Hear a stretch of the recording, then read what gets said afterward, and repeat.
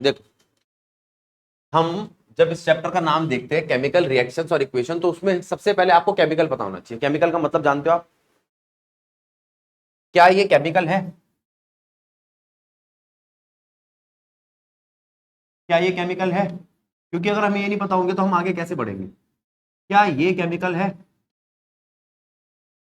Atom, molecule या कोई ion? अच्छा, फिर रिएक्शन का मतलब क्या है? रिएक्शन का मतलब क्या है? प्रोसेस।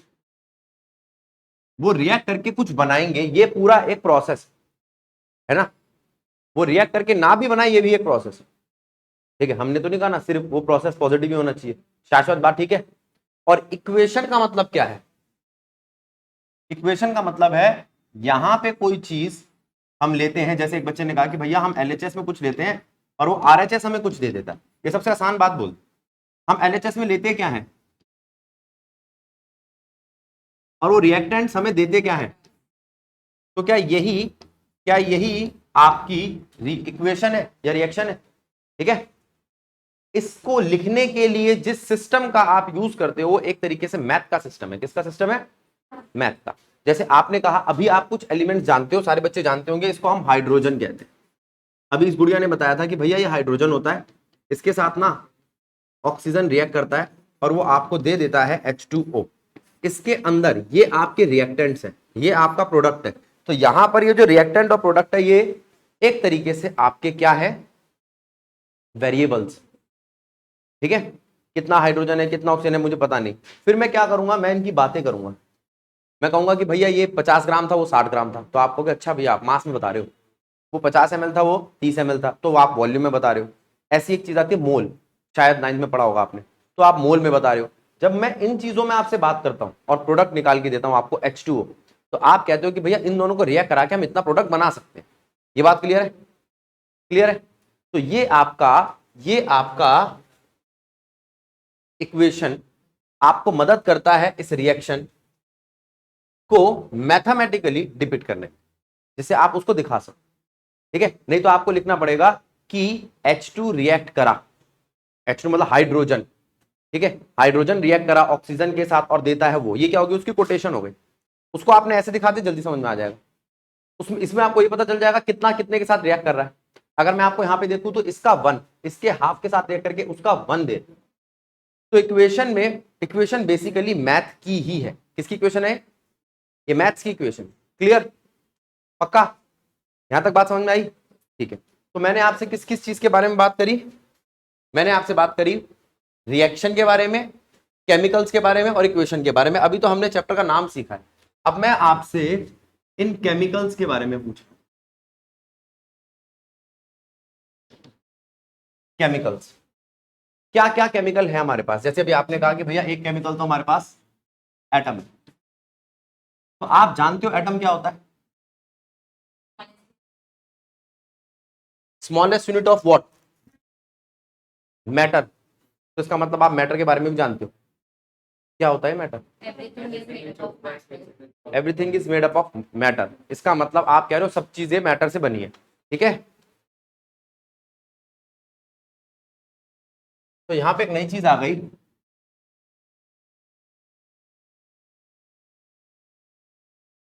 मैटर। ठीक है। अब आप बताओ, क्या आपने सुना कहीं मैटर के बारे में ऐसा क्लासिफिकेशन? क्या है ये? शायद ये ना सुना हो।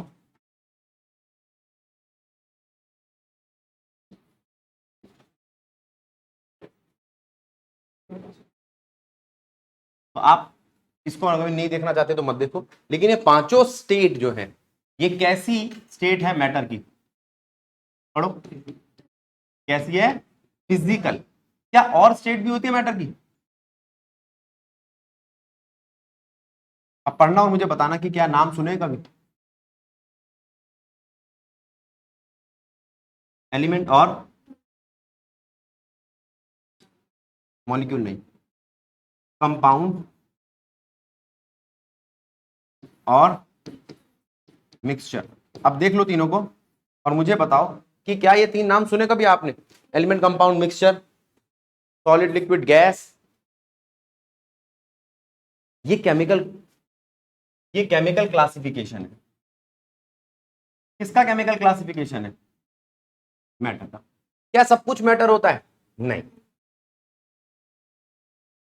क्या सब कुछ मैटर होता है? तो हमने कहा नहीं।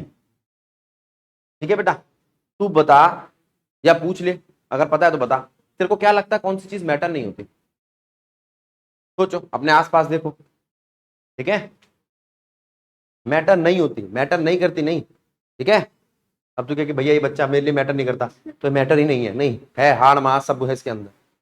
ठीक है, लेकिन मैटर नहीं होती इसका क्या मतलब है? क्या उसके अंदर सॉलिड, लिक्विड, गैस नहीं होगा? अरे क्या वो कंपाउंड, एलिमेंट, मिक्सचर किसी से नहीं बना होगा? क्या ऐसा हो सकता है? होता है। सोचो, जो बेटा चीज थोड़ी सी दी है आपको, उसका कभी तो इस्तेमाल करो। मैटर की बेसिक डेफिनेशन बताओ। ऑक्यूपाई स्पेस और एंड हैव मास। इस कमरे में अभी आपको लाइट दिखाई नहीं दे रही? बताना कितने ग्राम की लाइट है इस कमरे में? लाइट लाइट लाइट का मास कहां होता है बेटा? तो लाइट मैटर नहीं है। लाइट लाइट मैटर नहीं है। साउंड है क्या मैटर? बोलो बोलो। ठीक है, साउंड, लाइट और स्नेहा अभी सोच रही है कब 1 घंटा पूरा हो, कब भैया जाएं, मैं घर जाए खाना खाऊं। तो ये एग्जाम्पल है बेटा। सोचना क्या मैटर है? समझ रहे हो? फीलिंग्स, सोचना। ठीक है ना? फीलिंग में तुम्हारा वो आ जाता है ना कि भाई अगर मैं इसको भी चूटू तो ये कहेगी आ क्या कर रहे हो भैया। तो वो क्या है? क्या वो मैटर है? नहीं। ठीक है, अब तो मैं आपसे कहता हूं ये लाइट, साउंड क्या है? ये मैटर नहीं है। तो आप कह दो कि भैया ये मैटर नहीं है।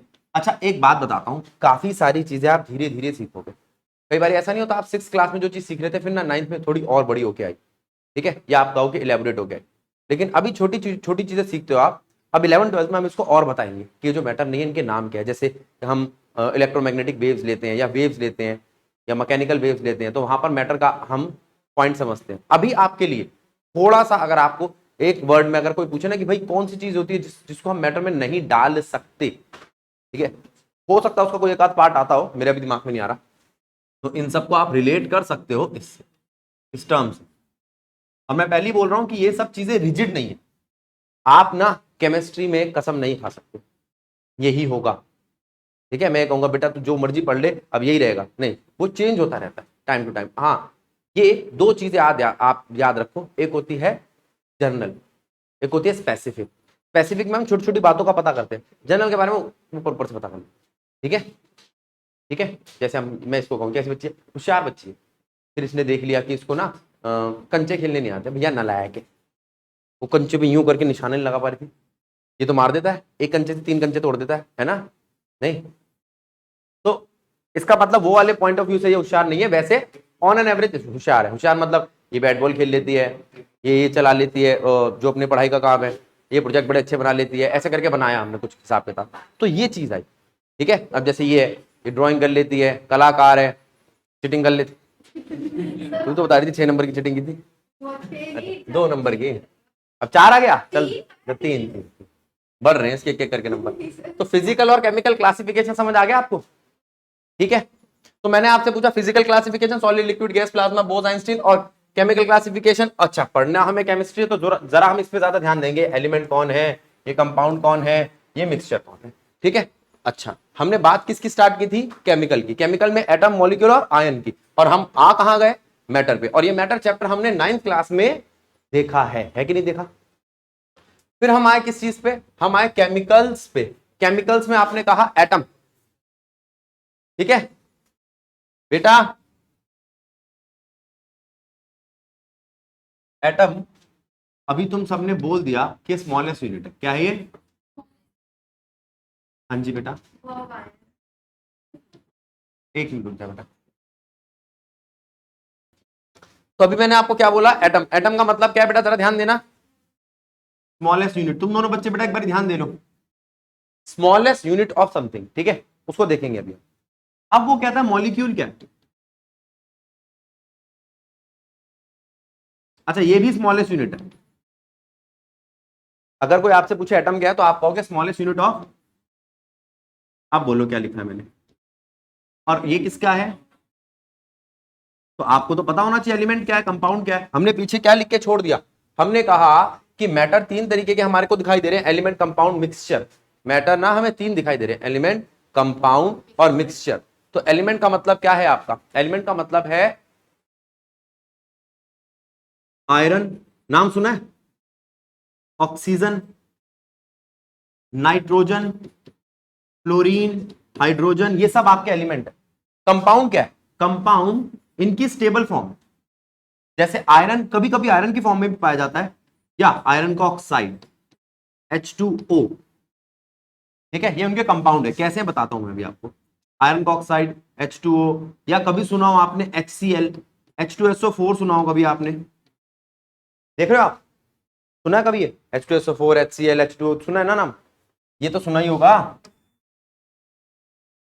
तो मैं प्रैक्टिकल दे सकता हूं, पानी देखा बेटा, HCl भी सुना है, कौन बोला ये, अच्छा तू बेटा एक तो मास्क हटा के बोल लो, क्योंकि मुझे पता नहीं चलता कहां से आवाज आई है, ठीक है, बोलते वक्त मास्क हटा लेना, पता चल जाएगा। अब HCl, H2SO4, FeO, FeONFH। अब मिक्सचर क्या है, मिक्सचर जानते हो, चाय सुना है, तो मिक्सचर है, मिक्सचर होता है, मना कर रहा है। चाय में क्या क्या मिलाते हो, अब देखो चाय चाय ही रहती है, क्या नाम बेटा, नैतिक। नैतिक बहुत अच्छा बच्चा है, बहुत प्यार करता है, इसने कहा भैया आए हैं चाय बनाओ, ये नहीं जानता चाय वाय बनानी है, बच्चा है, ठीक है, इसने पानी लिया, उसमें पत्ती डाली, चीनी डाली और दूध डाल दिया, बन गई चाय, ठीक। अब क्या नाम बेटा तेरा, खुशी। खुशी ने कहा भैया बहुत अच्छे भैया है, ऐसे वैसे कोई कहता नहीं है, ये हाइपोथेटिकल बात है। मैं इसके घर गया, ठीक है, इसने कहा भैया को अच्छी चाय बना के पिलाऊंगी, इसको भी चाय बनानी नहीं आती, लेकिन ये कुछ ज्यादा ही प्यार करती है, भैया हमारे ऐसे हैं, भैया वैसे हैं। इसने क्या डाला, चाय पत्ती, चीनी, पानी, बादाम, किशमिश, जो इसको आता था सब डाल दिया, ठीक है। अब जैसे ऐसे ही हम इसके जाए, हमारा पहलवान, क्या नाम बेटा तेरा, बाकी घर चले जाए तो क्या डालती है, ये सबसे पहले प्रोटीन डालती है, हाँ, ये ब्रश करते हैं ना बेटा, उसके बाद जो कुल्ला करते हैं उसमें भी प्रोटीन जरूर डालते हैं।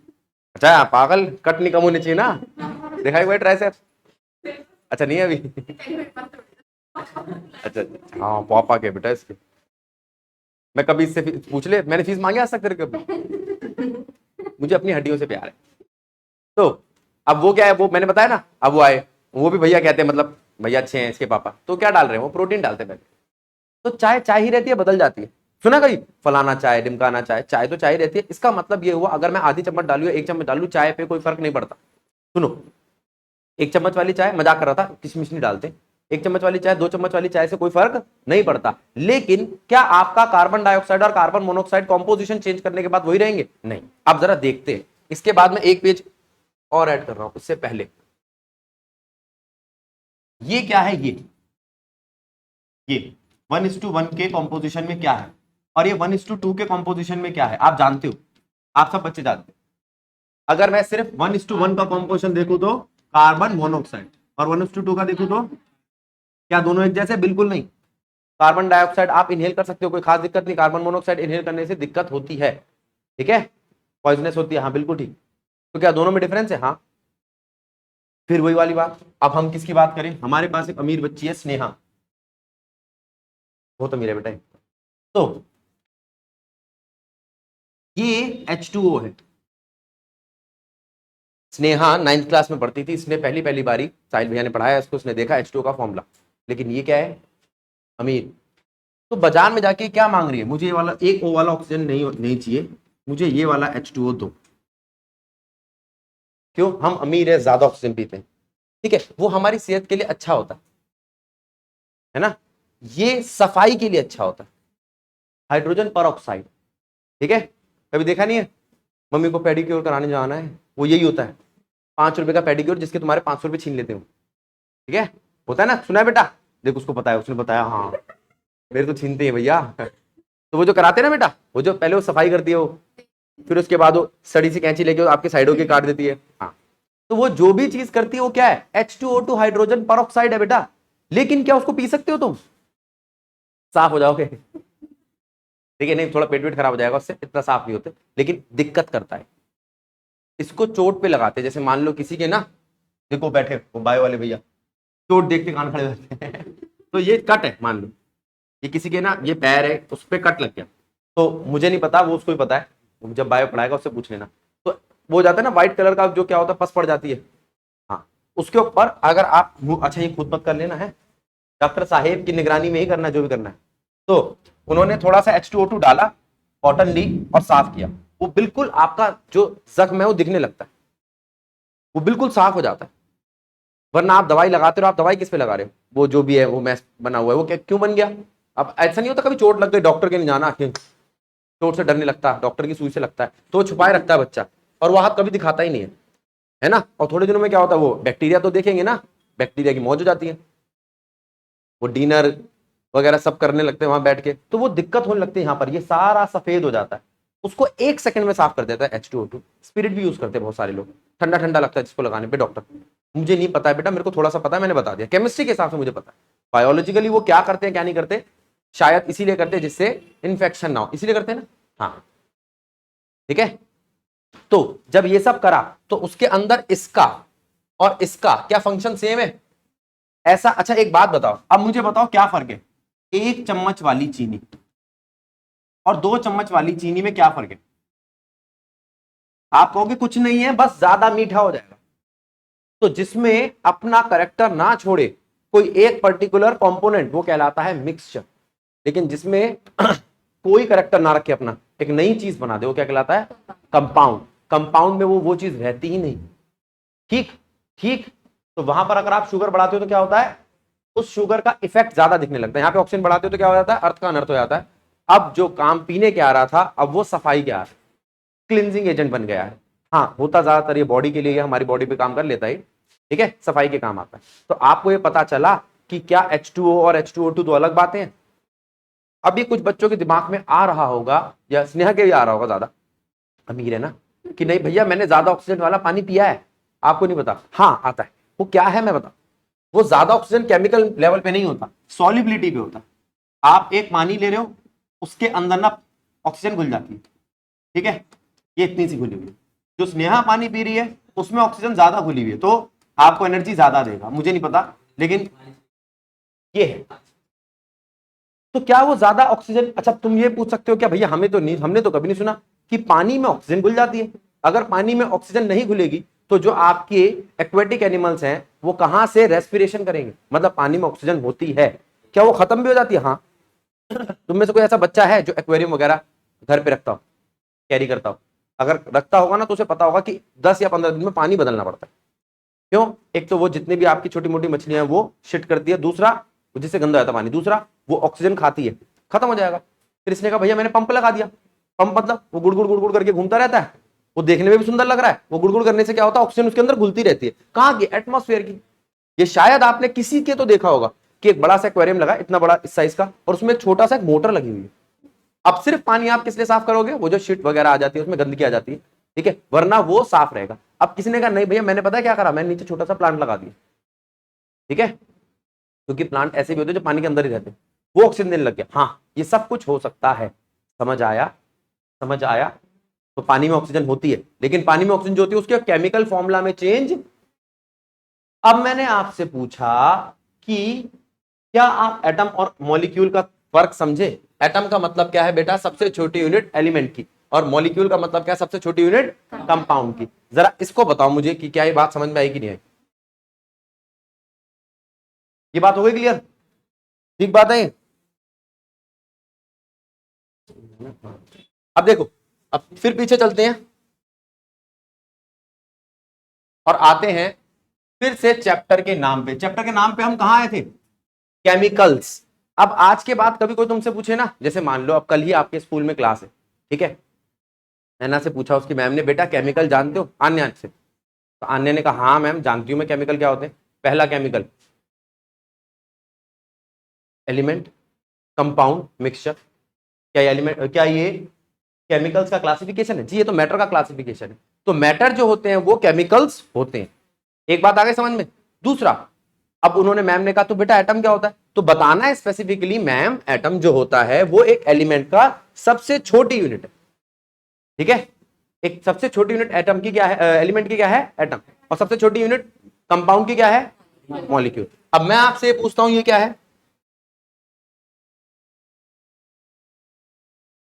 यहां पे ये क्या है, ये क्या है, सल्फर। नाम सुना हो, अगर कभी नहीं सुना तो बेटा बोल देना, मैं बता दूंगा। क्लोरीन, आर्गन, ये नाम तो सीखने पड़ेंगे ना, आज कराऊंगा अभी मैं आपको कुछ। तो वो कहता है आयरन, सल्फर, क्लोरीन, आर्गन, ये सारे नाम आपने सुने हैं। अगर आपने सुने हैं तो ये क्या है, क्या ये एटम है या एलिमेंट है? ये एलिमेंट भी एटम भी है। अगर कोई तुमसे कहे कि आयरन एक एलिमेंट है, हाँ जी, आयरन वो क्लासिफिकेशन है जिसे हम एलिमेंट कहते हैं, जो अकेला रहता है। आयरन का एक एटम देना, हाँ, तो एटम बेसिकली एक एक यूनिट। ठीक है, स्कूल में कौन पढ़ते हैं, स्टूडेंट ना। स्टूडेंट क्या है, क्लासिफिकेशन है आपके जो भी सोसाइटी है, समाज है उसका। इसकी क्लास में कितने स्टूडेंट है, ये यूनिट है। इसने कहा भैया मेरी क्लास में 35 स्टूडेंट है, मैंने कहा एक लाके दिखा, मतलब स्टूडेंट कौन लाके दिखाएगा, चलो इसकी शॉप ले लो, मार्कर है इसके पास, एक मार्कर लाके दिखा। मार्कर एक कैटेगरी है, ठीक है। क्या नाम था बेटा तेरा, खुशी। खुशी एंड खुशी कंपनी ज्यादातर स्टेशनरी का सामान बनाती है। उसमें क्या बनाती है, पेंसिल, मार्कर, ये वो। मैंने कहा बेटा सबसे अच्छी चीज क्या बनाते हैं, भैया हम सबसे अच्छी मार्कर बनाते हैं। अच्छा जी, मार्कर लाके देखो, तो मार्कर की एक यूनिट लाके देगी, वो एक यूनिट क्या है, आपका एटम। मैं बार बार इसलिए बोल रहा हूं आपको एलिमेंट और एटम में फर्क समझ आना चाहिए, क्या है एलिमेंट, क्या है एटम। ठीक है, क्यों खुश है बेटा इतना? तो एटम और एलिमेंट समझ में आ गया, मुझे भी कॉन्सेंट्रेट नहीं करने देगी। मॉलिक्यूल क्या है, मॉलिक्यूल भी एक यूनिट है। मॉलिक्यूल क्या है, मॉलिक्यूल भी एक यूनिट है। तो अगर मैं आपसे पूछूं क्या ये मॉलिक्यूल है, सुनना जरा, क्या ये मॉलिक्यूल है, क्या ये मॉलिक्यूल है? और अच्छा यहां पर बच्चा थोड़ा कंफ्यूज होता है, तो एलिमेंट है, लेकिन ये अपनी इसी स्टेज में खुश है, इसलिए से हम मॉलिक्यूल भी कहते हैं। मॉलिक्यूल इसलिए बनते हैं जिससे वो अपने आप को स्टेबल स्टेट में लेके जा सके। ठीक है, अब आपने कहा कैल्शियम खुश नहीं है, नहीं, वो क्यों नहीं है वो हम आगे पढ़ेंगे। वो किस तरीके के बॉन्ड बनाएंगे, आयनिक बॉन्ड बनाएंगे, कोवलेंट बॉन्ड बनाएंगे, हम आगे पढ़ेंगे। पहले हमने अभी ये सीखा कि क्या है एटम, क्या है मॉलिक्यूल, और वो दिखते कैसे हैं। कोई बड़ा सा मॉलिक्यूल ले लेते हैं, ये ठीक है, और बड़ा ले,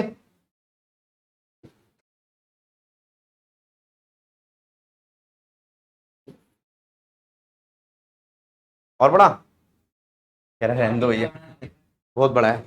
तो अब ये सारी बातें तो हमारे को समझ में आ गई। अब हम यहां पर बात करते हैं एटम की, मॉलिक्यूल की।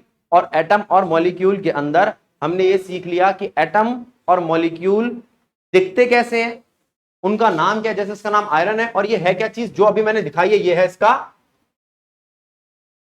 बोलो। अब सिंबल में बहुत सारी चीजें आने वाली है, ठीक है। ये देखो आप, एलिमेंट,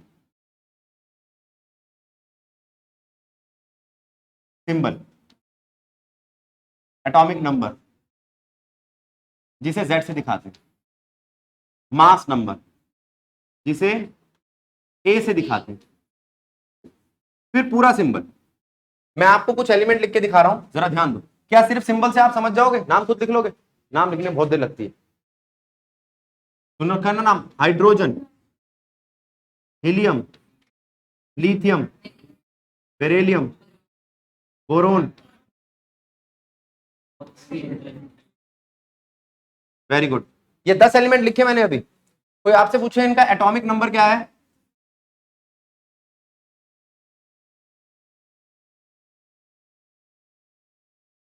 और मास नंबर?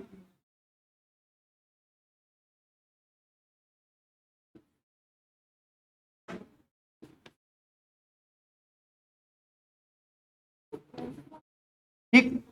अब सिंबल एक इस तरीके से भी लिखा जाता है, वो आपको अभी खुद लिखना है। सिंबल में हम लिखते हैं यहां पर उसका जो भी सिंबल है, जैसे हाइड्रोजन के लिए H, इसके लिए ये, तो ये सिंबल हो गया आपका। और नीचे लिखते हैं उसका Z, नीचे क्या लिखते हैं उसका, और ऊपर लिखते हैं उसका A। आज के बाद कभी भी आपसे कोई पूछे हीलियम का सिंबल लिखो, उसका Z, A और ये इस पूरी तरीके से बना के लिखो, ठीक है। टीचर को भी पता चलेगा बच्चा सही तरीके से याद करता है। ये सिंबल से आपको याद करने में बड़ी मदद मिलेगी। जैसे अगर मैं आपसे पूछूं कि ऑक्सीजन का सिंबल क्या है, तो आप लिखोगे 8 और 16। अब इसकी मदद से मैं आपको काफी सारी चीजें बताऊंगा, लेकिन पहले लिखना तो आना चाहिए। क्या आपको ये सारे नाम आते हैं? लिख लोगे ना खुद, देख लो, फिर बाद में क्या भैया ने लिखवाए नहीं थे, कर लेगी बेटा खुद। करो, स्टार्ट करो, यहां तक सारा नोट करना। अब देखो आप, क्या आपको ये पता चल गया एलिमेंट, उनके सिंबल, उनका एटम, उनका मास, एटॉमिक नंबर, मास नंबर और इस तरीके का सिंबल। अब मैं आपसे बात कर रहा हूं इसी तरीके से बेटा, अभी और एलिमेंट भी है, मैं लिख देता हूं अभी। कौन है? Sodium, magnesium, aluminium, silicon, phosphorus, chlorine, argon, दो और है बस, बस हो गए 20 तक।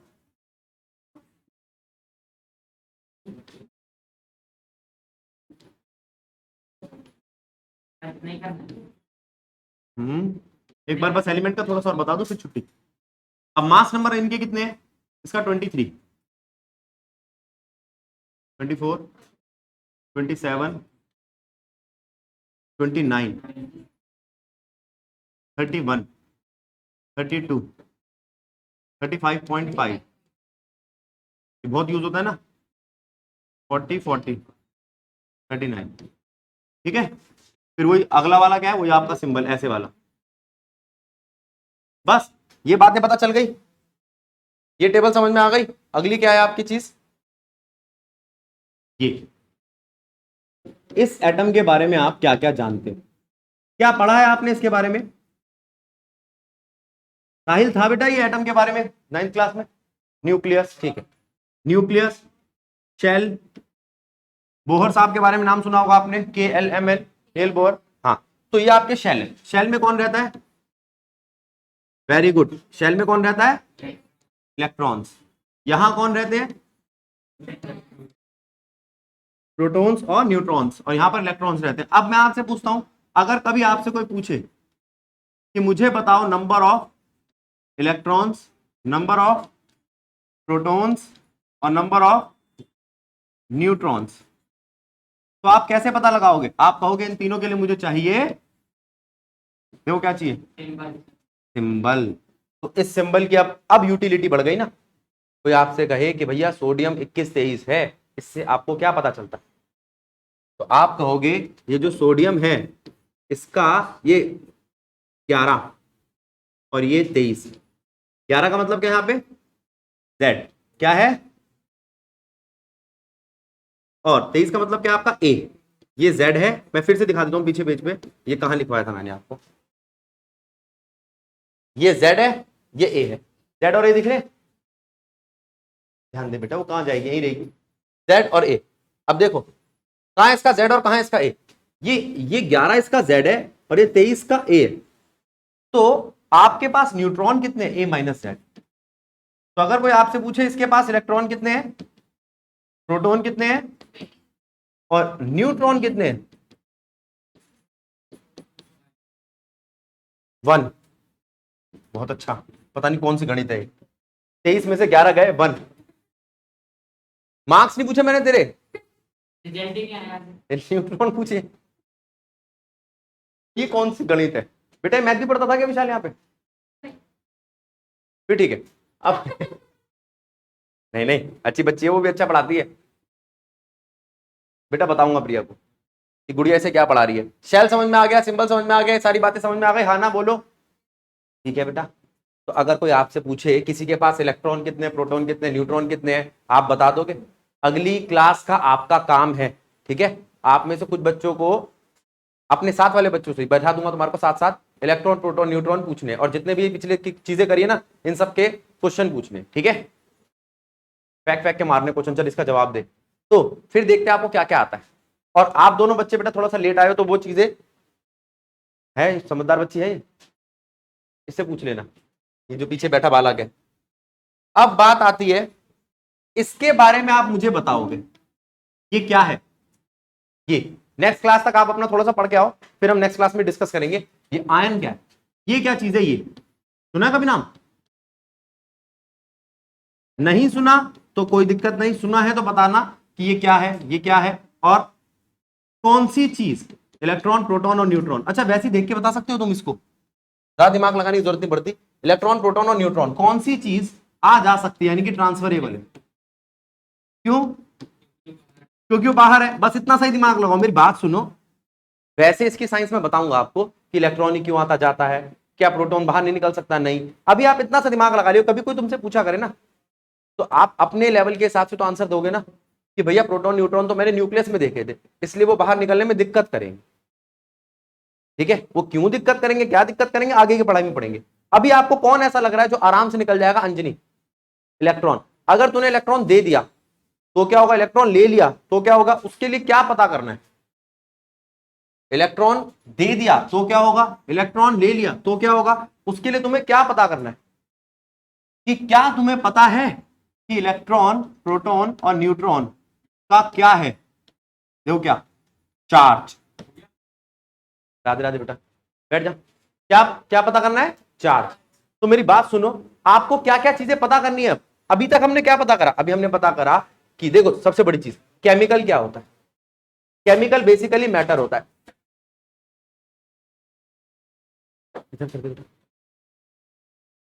केमिकली बेसिकली क्या होता है? मैटर होता है। उस मैटर का क्लासिफिकेशन क्या है? Element, compound, mixture. एलिमेंट क्या होता है? एलिमेंट के अंदर क्या आता है? एटम। एलिमेंट की सब छोटी यूनिट क्या है? एटम। उस एटम के अंदर क्या आता है? इलेक्ट्रॉन, प्रोटॉन, न्यूट्रॉन आता है। अब वो जो इलेक्ट्रॉन, प्रोटॉन, न्यूट्रॉन है, वो इलेक्ट्रॉन, प्रोटॉन, न्यूट्रॉन चार्ज कितना रखता है, मास कितना रखता है, वॉल्यूम कितना रखता है, और ये अगर कंसेप्ट नहीं आता होगा तो मैं सिखाऊंगा आपको, मोल्स कितने रखते हैं। ये सारी चीजें हैं आपकी फिजिकल क्वांटिटी। क्या है ये? इसके बारे में डिस्कस करेंगे हम नेक्स्ट क्लास में।